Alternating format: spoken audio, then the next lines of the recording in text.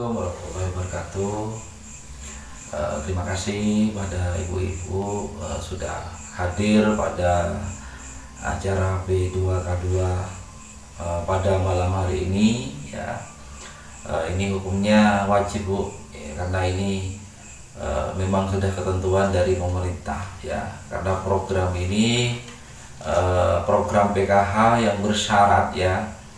Ini harus ada pertemuan Bu ya, setiap bulan 1 kali, minimal 1 kali, dan ibu-ibu wajib hadir, karena jika ibu tidak hadir pada pertemuan seperti ini, kemungkinan besar jika sampai 3 kali ibu tidak hadir dalam pertemuan ini, bisa-bisa bantuan ibu bisa terhapus ya.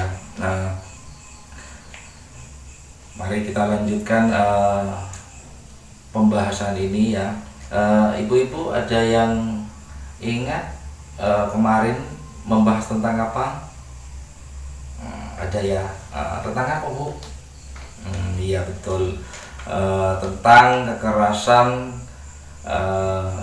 dan hak-hak anak ya Bu ya. Itu kemarin sudah kita bahas, dan kita sekarang lanjut ke ke sesi yang berikutnya Bu ya, yaitu mengenai kekerasan dan pengertian perilaku salah ya Bu ya terhadap anak ya. Di sini ada undang-undangnya Bu ya terhadap anak yang masih dalam kandungan Bu ya, sampai dengan umur 18 tahun. Anak itu masih dilindungi oleh undang-undang ya. Di sini saya punya saya mau bentuk kelompok Bu ya. Coba geser Ibu, ada yang geser ke sana dulu ya. Kita bagi 2 ya. Terus Ibu geser ke sana ya. Kelompok sini saya kasih nama kelompok Haki ya Bu ya. Ya, betul. Dan kelompok sini saya kasih nama kelompok Ika. Saya punya gambar Bu ya, 2 gambar ya. Ada yang gambar jempol ke atas ya, ada yang jempol ke bawah ya. Kalau ini saya nunjukkan gambar, nanti kalau gambar ini baik, Ibu bisa mengajukan jempol, ngangkat jempol ke atas ya. Kalau gambarnya itu jelek, nanti Ibu bisa jempolnya dikebawahkan sini ya, gini ya Bu ya. Nah, paham Bu ya? Sampai di sini paham masih? Paham ya? Saya akan menunjukkan gambar Bu ya. Kalau gambar ini baik, sama Ibu jempolnya ke atas. Kalau gambarnya jelek, jempolnya Ibu ke bawah ya. Ya, bisa dipahami Bu ya? Paham Bu ya? Ini Bu, saya punya gambar Bu ya. Ini Bu ya, Ibu Haki ya. Paham Ibu? Ini gambarnya tentang apa Bu? Paham? Iya, tentang apa ini Bu gambarnya Bu? Iya betul Bu ya, mengajak anak bermain. Ini termasuk perilaku baik apa buruk Bu ya? Oh iya betul Bu, iya ini perilaku baik ya. Dan di sini saya buka lagi ya gambarnya ya, ada lagi 1 ya. Ini Bu. Nah ini Bu ya, paham Bu ya? Oh, iya betul ya Bu. Nah ini gambarnya tentang apa Bu? Orang tua mengajari anak bernyanyi ya Bu ya. Ini termasuk baik apa buruk Bu? Baik ya. Oh iya Bu ya, baik Bu. Nah ini Ibu Ika ya, ini Bu Haki lagi ya. Saya bentar Bu ya, ini gambarnya ya. Nah ini Bu ya. Nah, terus ini Bu ya. Ini gambar apa Bu? Bisa dipahami Bu ya? Ya, gambar apa Bu? Memukul seorang anak ya. Ini termasuk baik apa buruk, Bu? Buruk ya. Iya betul, Bu ya. Ini gambarnya gambar memukul. Jadi itu perlakuan buruk ya, Bu ya. Jadi kalau bisa sama putra putrinya, Bu, jangan sampai memukul putra putrinya, kasihan, Bu ya. Nantinya kalau semenjak mulai kecil putra putrinya Ibu diajari selalu diperlakukan dengan cara kasar, setidaknya nanti putra putrinya mudah meniru, Bu. Nanti ketika sudah dewasa akan mudah dengan gampang memukul gitu, Bu.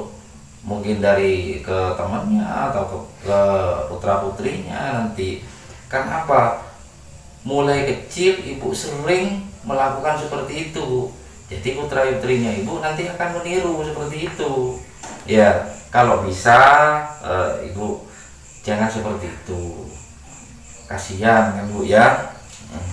Baik, saya akan lanjut ya, Bu ya, tentang perilaku salah. Ya.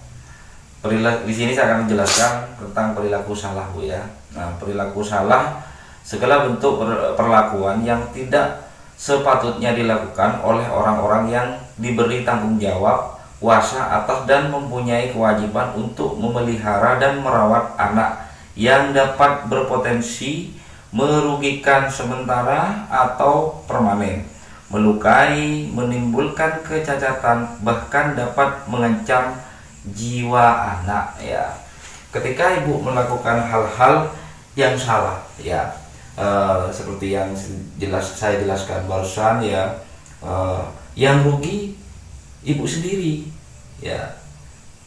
Jadi bagaimana caranya Ibu itu memperlakukan anak dengan baik ya. Karena apa? Mulai dari Ibu hamil sampai Ibu melahirkan, terus tiba-tiba Ibu melakukan seenaknya saja terhadap anaknya. Siapa yang rugi? Kan Ibu sendiri kan ya. Nah, begitu. Terus di sini mengenai jenis-jenis perilaku salah, jenis-jenisnya ada 4 di sini, Bu ya. Saya akan kupas satu persatu ya. Jenis-jenis perilaku salah yaitu 1 ya, kekerasan. Kekerasan itu bisa dicontohkan dengan Ibu sering memukul anak ya, terus mencubit anak, itu termasuk melakukan kekerasan, Bu. Termasuk kekerasan itu ya. Yang kedua yaitu eksploitasi.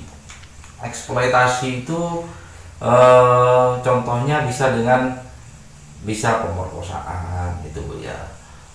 Memaksakan untuk mengemis itu eksploitasi, Bu ya. Yang ketiga itu penelantaran. Penelantaran itu mengabaikan anak, Bu ya.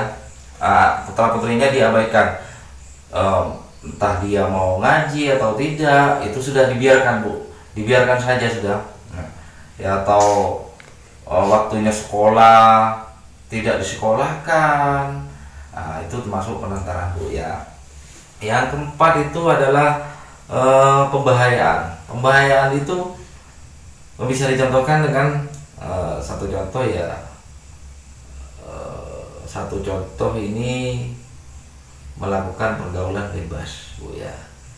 Jadi dari 4 ini sebisa mungkin ibu-ibu jangan dibiarkan, Bu, terjadi seperti ini gitu ya. Ya. Di sini saya akan lanjutkan ya. Ada yang belum paham, Bu? Sudah paham semua ya? Kalau masih belum paham, saya jelaskan lagi, Bu ya. Di sini ada jenis-jenis kekerasan, Bu ya. Jenis-jenis kekerasan itu ada 3 ya, Bu ya. Yang pertama kekerasan fisik. Kekerasan fisik perbuatan yang dilakukan oleh seseorang yang mengakibatkan rasa sakit, jatuh sakit atau luka pada tubuh anak. Contohnya, Bu, membanting ya, membanting. Yang kedua menampar, ya. Yang ketiga membenturkan kepala anak, ya. Yang keempat menggigit, ya. Kelima mengguncang-guncang tubuh anak. Yang keenam mencubit, ya. Yang keenam ketujuh mencakar. Kedelapan melempar anak. Yang kesembilan menyiram air panas. 10 membakar. 11 memaksa makan cabai. Ya, ini termasuk jenis kekerasan fisik, ya. Yang dimaksud kekerasan fisik itu dari ujung kepala sampai kaki, Bu, ya. Itu termasuk kekerasan fisik, ya. Yang kedua kekerasan psikis.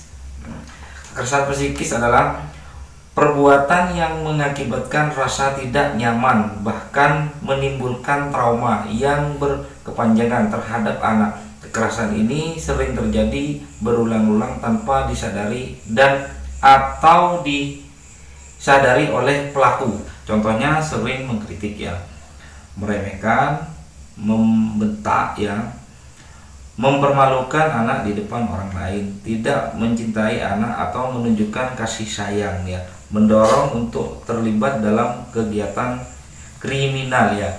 Ini salah satu contoh, Bu, ya, salah satu contoh kekerasan psikis, ya.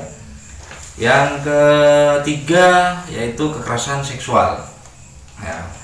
Kekerasan seksual adalah setiap perbuatan yang berupa pemaksaan hubungan seksual dengan cara tidak wajar dan atau tidak disukai. Pemaksaan hubungan seksual dengan orang lain untuk tujuan komersial dan atau tujuan tertentu. Penjelasan pasal 8 Undang-Undang PKDRT, Bu, ya. Ini contohnya kekerasan seksual itu alat kelamin diraba-raba, payudara diremas-remas, pantat dicolek, dipaksa melakukan oral seks, ya. Ini salah satu contoh kekerasan seksual. Pemerkosaan, disodomi, ya, Bu, ya. Nah, ini salah satu contoh kekerasan seksual, Bu, ya. Mungkin ibu-ibu ada pertanyaan lagi, ada yang belum paham dari sini, ya. Kalau masih belum paham, saya jelaskan lagi, Bu, ya. Kalau sudah paham, kemungkinan saya akan lanjutkan ke pelaku kekerasan terhadap anak, ya. Saya lanjut, ya, Bu, ya. Pelaku kekerasan terhadap anak bisa dilakukan oleh siapa saja, Bu, ya. Ada yang tahu di sini? Kalau pelaku kekerasan terhadap anak, siapa ya pelakunya? Bisa siapa, Bu? Bisa orang tua, ya. Bisa pengusaha, pengasuh, ya, Bu, ya. Bisa pembantu. Nah, ini bisa dari tiga ini bisa melakukan seperti itu, Bu, ya. Dari orang yang dikenal dekat dengan anak bisa, ya, Bu, ya.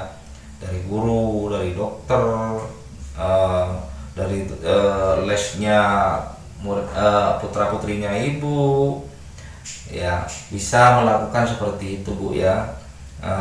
Mungkin ibu bisa menghindari itu semua dengan cara ibu selalu memperhatikan putra putrinya, terus bisa menjaga putri putrinya dengan baik, ya. Akibat dari kekerasan terhadap anak itu apa, Bu? Akibatnya, Bu, ada yang tahu, Bu? Akibat kekerasan terhadap anak itu bisa menimbulkan kematian, Bu, ya. Patah tulang, rusak otak, luka, gangguan orang seksual, ya. Untuk menghindari itu semua, ya, ibu harus bisa menjaga putra putrinya, ya. Jadi ibu peran jadi seorang orang tua itu sangat penting bagi anak, Bu, ya. Meskipun sudah ada undang-undang perlindungan anak dan undang-undang itu bisa berpengaruh terhadap orang tua, ya, juga bisa terhadap orang lain juga bisa, Bu. Bukan cuman kita untuk orang lain itu, Bu, ya, tapi untuk anak yang masih umurnya di atas 18 tahun. Kalau putra putrinya ibu masih berumur di bawahnya 18 tahun, masih dilindungi Bu ya, dilindungi undang-undang. Bukan cuman orang lain yang bisa melakukan kekerasan, bukan Bu.